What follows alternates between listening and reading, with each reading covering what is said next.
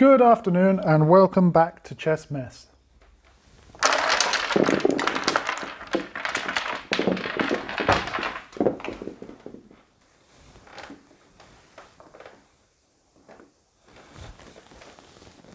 Now this time we're going to show you another little game to do with the opposition. The position that we have on the board is one that I got from the classic chess book Chess Fundamentals by the old-time grandmaster Capablanca. The book's 100 years old, but it's got a few, it's got a lot of interesting information in it that's still relevant today. You can see here in this position that the kings are opposite each other with an odd number of squares between them, one square between them. And the pawns are in the flank, and the idea is that each king is trying to take the opponent's pawn and then get his own pawn to the other side to win the game.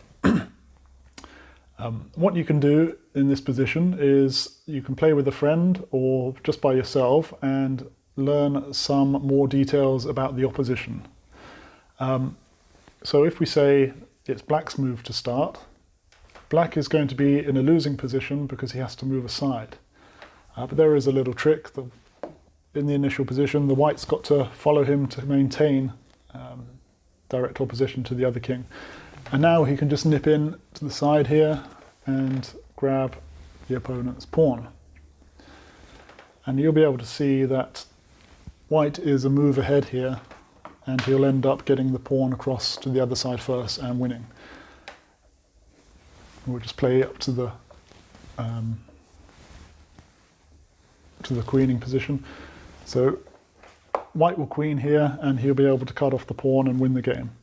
So we'll just reset here back to how we were before.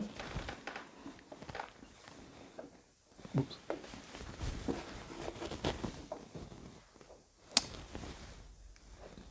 So, if you like, you can set up your own chessboard and play through a couple of variations from here and prove to yourself that it's always winning for the person who moves second, as in the person who has the opposition. Now, to make it a little bit more interesting and more educational, I guess, you can alter the position to be the distant opposition like this. This is also in Capablanca's Chess Fundamentals book. And this is more revealing because you can see how the opposition works at a distance, much like the game that we showed you last time did. Now, the person who moves first in this case is the person who gains the opposition. Would you like to move the black piece up forward? And now 1, 2, 3, 4, 5 squares. It's an odd number between. So in this case, black has the opposition and is going to win. If I just do the direct move and approach, you'll see that now there's 3 squares between them. Black maintains the opposition. And now here we are in a very similar position to the the one that we showed you today, except black has the advantage here, and white has to move aside. And the game will proceed as we showed you before. But how about if,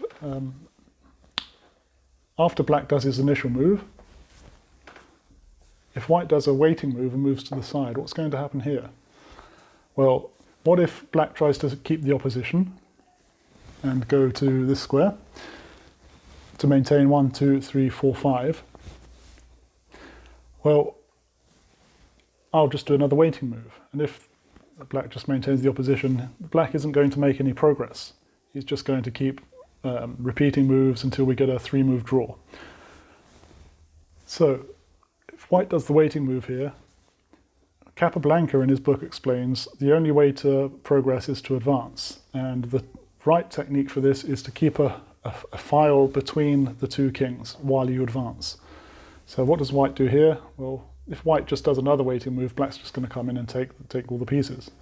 So white shall try to advance and see how he goes here.